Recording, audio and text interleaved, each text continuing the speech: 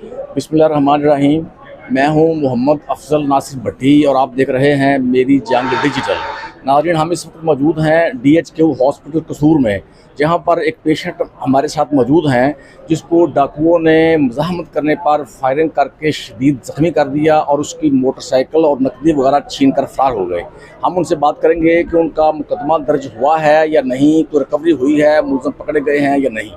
की ना तो मोहम्मद शफीक नाम। मोहम्मद शफीक। हाँ जी। ਤੁਸੀਂ ਕਿੱਥੇ ਰਹਿੰਦੇ ਜੀ? ਪਿੰਡ ਮੱਤਾ। ਮੱਤਾ। ਹਾਂਜੀ। ਤੇ ਕੀ ਕਰਦੇ ਤੁਸੀਂ? ਮਹਿਕਮਾ ਸਪੋਰਟਸ ਚ ਮੁਲਾਜ਼ਮ ਹਾਂ। ਮਹਿਕਮਾ ਸਪੋਰਟਸ ਮੁਲਾਜ਼ਮ ਚ ਕਸੂਰ ਚ? ਕੋਟਰਾ ਦਾ ਕਿਸ਼ਨ ਡਿਊਟੀ। ਕੋਟਰਾ ਦਾ ਕਿਸ਼ਨ ਚ। ਹਾਂਜੀ। ਅੱਛਾ, ਕੀ ਵਾਕਿਆ ਹੋਇਆ ਇਹ? ਵਾਕਿਆ ਹੋਇਆ ਵੀ ਮੈਂ ਐਸਪੀ ਇਨਵੈਸਟੀਗੇਸ਼ਨ ਤੇ ਆਇਆ ਸਾਂ। ਕਿਸ ਦਿਨ? ਇਹ ਪੀਰ ਵਾਲੇ ਦਿਨ। ਇਹ ਜਿਹੜਾ ਪੀਰ ਲੰਘ ਗਿਆ? ਹਾਂਜੀ। ਅੱਛਾ, ਤੁਸੀਂ ਐਸਪੀ ਇਨਵੈਸਟੀਗੇਸ਼ਨ ਕਸੂਰ ਚ ਕੋ ਆਏ ਸੀ? ਹਾਂਜੀ। ਅੱਛਾ। ਉੱਥੋਂ ਫਿਰ ਵਾਪਸੀ ਤੇ ਮੈਂ ਘਰ ਜਾਂਦਾ ਪਿਆ ਹਾਂ। ਟਾਈਮ ਕੀ ਸੀ ਤਕਰੀਬਨ? 5:30 ਦਾ। 5:30 ਸ਼ਾਮ ਦਾ। ਸ਼ਾਮ ਯਾਨੀ ਕਿ ਦਿਨ ਸਹੀ ਸੀ, ਡਿਗਰ ਤੋਂ ਬਾਅਦ। ਹਾਂਜੀ, ਪਿਛਲਾ ਟਾਈਮ ਸ਼ਾਮ ਕਰਨੇ ਨਾ। ਹਾਂਜੀ। ਉਹ ਤੋਂ ਫਿਰ ਮੈਂ ਰਸਤਾ ਸ਼ਾਰਟਕਟ ਲਿਆ। ਕਿੱਥੇ ਕਰਕੇ? ਇਹ ਰਸੂਲਪੁਰ ਤੋਂ ਜਾਂਦਾ ਹੈ ਤਕੀਏ ਨੂੰ ਰਸਤਾ। ਰਸੂਲਪੁਰ ਤੋਂ ਤਕੀਏ ਨੂੰ ਜਾਂਦਾ, ਕੱਚਾ ਰਸਤਾ ਹੈ। ਤੇ ਅੱਗੇ ਕਾਂਦਾ ਲੰਡੂ ਸੂਆ ਦਾ, ਤੇ ਉਦੋਂ ਅੱਗੇ ਕੋਈ 1.5 ਕਿਲਾ ਯਾਨੀ ਕਿ ਬੰਦੇ ਖੜੇ ਸਨ। ਅੱਗੇ ਵੀ ਆਮਦਰਫਤ ਹੁੰਦੀ ਪਈ ਸੀ, ਉਹ ਖੜੇ ਸਨ। ਕਿੰਨੇ ਬੰਦੇ ਖੜੇ ਸੀ? 3 ਬੰਦੇ ਸਨ। ਹਾਂਜੀ। ਤੇ ਉਹਨਾਂ ਯਾਨੀ ਕਿ ਮੈਂ ਉਹਨਾਂ ਨੂੰ ਵੇਖ ਲਿਆ ਤੇ ਜਦੋਂ ਉਹਨਾਂ ਬੁਲਟ ਮਾਰੇ ਨੇ ਤੇ ਫਿਰ ਮੈਂ ਉੱਥੋਂ ਮੋਟਰਸਾਈਕਲ ਪਿੱਛੇ ਮੋੜਨ ਦੀ ਕੋਸ਼ਿਸ਼ ਕੀਤੀ। ਨਹੀਂ, ਤੁਹਾਨੂੰ ਦੂਰੋਂ ਵੇਖ ਕੇ ਬੁਲਟ ਮਾਰਦੇ ਹੋਣਾ? ਨਹੀਂ, ਨਜ਼ਦੀਕ ਆ ਚਲਾ। ਤਕਰੀਬਨ ਕੋਈ 10 ਕਰਮਾ ਮੈਂ ਉਹਨਾਂ ਤੋਂ ਦੂਰ ਸਾਂ ਦਾ। ਪਹਿਲੇ ਖੜੇ ਰਹੇ ਨੇ, ਫਿਰ ਉਹਨਾਂ ਨੇ ਯਾਨੀ ਕਿ ਭਾਈ ਕੇ ਬੁਲਟ ਮਾਰੇ ਨੇ ਤੇ ਮੈਂ ਫਿਰ ਉੱਥੋਂ ਪਿੱਛੇ ਮੋੜਨ ਦੀ ਕੋਸ਼ਿਸ਼ ਕੀਤੀ। ਪਤਾ ਲੱਗ ਗਿਆ ਵੀ ਡਾਕੂ ਨੇ ਤੇ ਤੁਸੀਂ ਮੋਟਰਸਾਈਕਲ ਪਿੱਛੇ ਮੋੜ ਦਿੱਤੀ? ਮੋੜਨ ਦੀ ਕੋਸ਼ਿਸ਼ ਕੀਤੀ ਮੈਂ। ਤੁਹਾਡਾ ਮੋਟਰਸਾਈਕਲ ਤੇਜ਼ ਸੀ? ਮੋਟਰਸਾਈਕਲ ਤੇਜ਼ ਸਨ। ਜਦੋਂ ਮੈਂ ਪਿੱਛੇ ਮੋੜੀ, ਮੋਟਰਸਾਈਕਲ ਸਲਿੱਪ ਹੋ ਗਈ, ਗਿਰ ਗਿਆ ਮੈਂ। ਉਹਨਾਂ ਮੈਨੂੰ ਬ੍ਰੈਸਟ ਮਾਰਤਾ। ਤੁਹਾਡੇ ਮੋੜਨ ਦੀ ਵਜ੍ਹਾ ਤੋਂ? ਉਹ ਮੈਨੂੰ 2-3 ਫੈਰ ਲੱਗ ਗਏ ਨੇ। ਉਹ ਦੌਰਾਨ ਫਿਰ ਉਹ ਭਾਈ ਕੇ ਮੇਰੇ ਉੱਤੇ ਚੜ ਆਏ ਨੇ। ਉਹਨਾਂ ਮੈਨੂੰ ਦੇਖ ਲਿਆ। ਫਿਰ ਉਹਨਾਂ ਮੋਟਰਸਾਈਕਲ ਖੋਹਣ ਦੇ ਦੌਰਾਨ ਵੀ ਇਹਨਾਂ ਕੋਲ 2-3 ਫੈਰ ਚੱਲੇ ਨੇ। ਉਹ ਮੇਰੇ ਅੱਗੋਂ ਲੰਘੇ ਨੇ ਤੇ ਫਿਰ ਮੇਰੇ ਸਿਰ 'ਚ ਵੱਟ-ਵੁੱਟ ਮਾਰਦੇ ਰਹੇ ਨੇ। ਮੇਰੇ ਸਿਰ ਤੇ ਹੈਡਮਟ ਸੀ, ਜਿੰਦੀ ਵਜ੍ਹਾ ਤੋਂ ਮੇਰੀ ਬਚਤ ਹੋ ਗਈ। ਫਿਰ ਉਹਨਾਂ ਮੇਰੇ ਕੋਲ ਮੋਬਾਈਲ ਖੋਇਆ, ਕੋਲ 43,000 ਰੁਪਇਆ ਸੀ। ਮੋਟਰਸਾਈਕਲ ਸੀ। ਕਿੰਨੇ ਪੈਸੇ ਸੀ?